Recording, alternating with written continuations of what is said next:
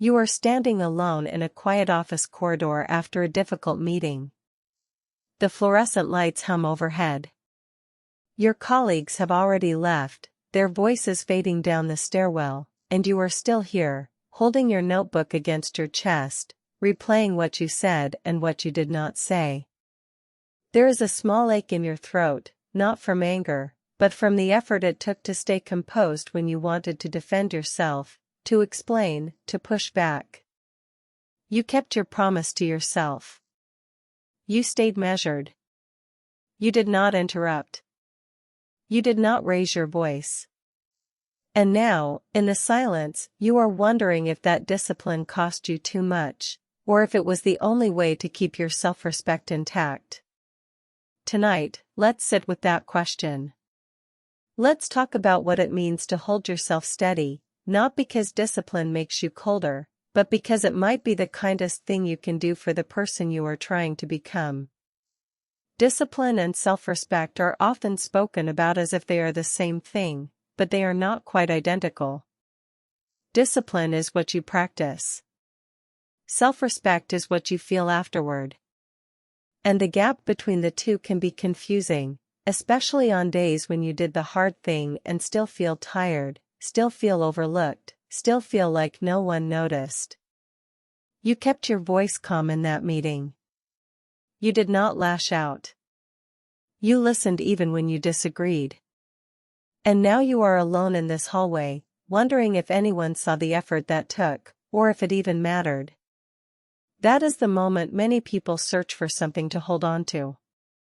They type words like Stoic quotes for self-respect and discipline into the search bar late at night, not because they want to be lectured, but because they want to know if the work they are doing inside themselves is real, if it counts, if it builds towards something. Let me tell you about someone I met years ago. Not a student this time. A colleague, actually. She worked in a museum, cataloging donations, a job that required patience and precision but rarely offered visible recognition. She told me once, over tea in the break room, that she had started keeping a small private list. Not a to-do list. A kept promise list. Every time she did something she had committed to doing, even if no one else knew about it, she wrote it down. Replied to that email.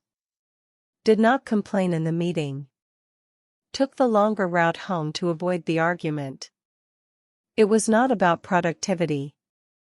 It was about tracking the moments when she chose her own standards over her immediate feelings. She said it helped her see that discipline was not about being impressive. It was about being consistent with the person she wanted to be, even when no one was watching. There is an old lesson that says the person who can command themselves has no need to command others.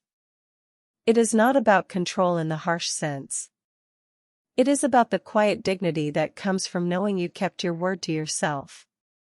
That you did not betray your own standards just because the situation was hard or because you felt unseen. In that office corridor tonight, you are standing in the proof of that lesson. You stayed measured. You did not let the heat of the moment decide who you would be.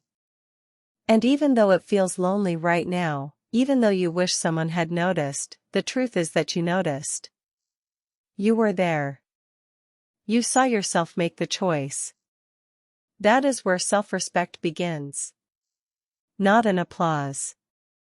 Not in validation. In the private knowledge that you held the line. But let's be honest about the cost. Discipline is not always comfortable. It does not always feel good in the moment. Sometimes it feels like swallowing words you wanted to say. Sometimes it feels like sitting still when you wanted to move. Sometimes it feels like choosing the harder path when the easier one was right there, shining and available.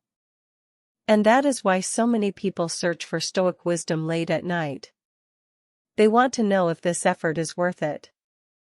If the quiet, invisible work of self-command actually builds anything, or if it just makes you smaller and smaller until you disappear. The answer, I think, is that discipline without self-respect does make you smaller. But discipline in service of self-respect makes you more solid. It turns you into someone you can trust. Think of it this way. Self-respect is not something you earn by being perfect. It is something you build by being consistent. By showing up for yourself in small ways, over and over, even when no one else is counting. You respect yourself not because you never fail, but because you keep trying to meet your own standards, even when it is inconvenient, even when it is uncomfortable, even when the reward is nowhere in sight. That meeting today was hard. You wanted to speak up more. You wanted to be sharper, braver, louder. But you also wanted to stay true to the version of yourself that does not need to dominate a room to feel whole. And you chose the second path. That is not weakness. That is clarity. That is knowing what you value more. The difficulty, of course, is that the world does not always reward that kind of clarity. The world rewards the loudest voice, the quickest response, the person who takes up the most space. And so when you choose discipline over drama, when you choose self-command over self-defense, it can feel like you are losing. Like you are being left behind. But there is a difference between being overlooked and being compromised. You were overlooked today, maybe. But you were not compromised. You did not break your own rules. You did not become someone you would be ashamed of later. And that is the trade. That is what discipline offers. Not victory. Not applause. Just the quiet knowledge that you are still intact. Let me offer you a small reframe. When you think about self-respect, try not to picture it as something you defend. Picture it as something you practice. Like a muscle you are training, or a garden you are tending. Every time you choose the measured response over the reactive one, you are watering that garden.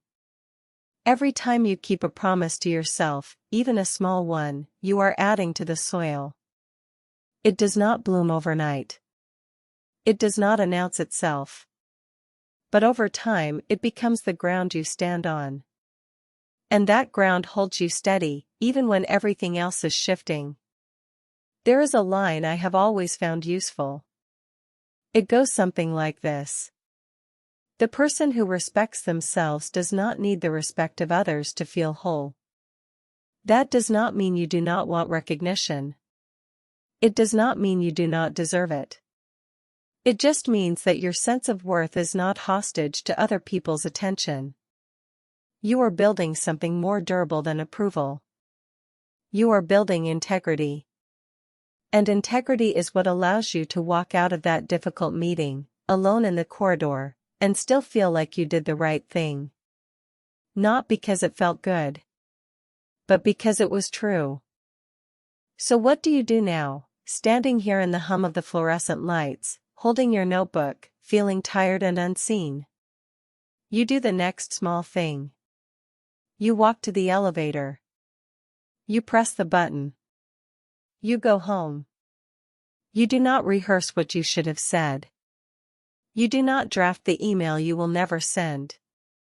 You let the meeting be over. You let yourself be done. And then, maybe later tonight, you write one line in your own kept promise list. Stayed calm. Did not interrupt. Held my ground. Not because anyone else will read it, but because you will. And tomorrow, when the next hard moment comes, you will remember that you have done this before. You have chosen discipline over drama. You have chosen self-respect over being right. And you can do it again. Discipline is not about being hard on yourself. It is about being honest with yourself. It is about knowing what kind of person you want to be and then making the small, unglamorous choices that build that person, one decision at a time. Some days, that looks like speaking up. Other days, it looks like staying quiet. What matters is not the action itself, but the intention behind it. Were you acting from fear, or from clarity? Were you trying to control the room, or were you trying to stay true to yourself? Those are the questions that matter. And tonight, standing here in this quiet hallway, you already know the answer. Let that be enough. Let the fact that you kept your promise to yourself be the reward, at least for now. Let the discipline you practiced today be the seed of the self-respect you will feel tomorrow, and the day after, and the year after. Because that is how it works. Not all at once. Not with fanfare. But slowly, steadily, like a path you are walking in the dark, one careful step at a time. And every step you take on that path is a choice. A choice to stay whole. A choice to stay true. A choice to keep building the person you want to meet in the mirror. Rest now. Let the day be done. Let the meeting fade into memory, not as a failure, but as a moment when you chose yourself. When you chose discipline, not because it was easy, but because it was honest. And tomorrow, if the world still does not notice, that is all right. You noticed. And that is where all lasting self-respect begins.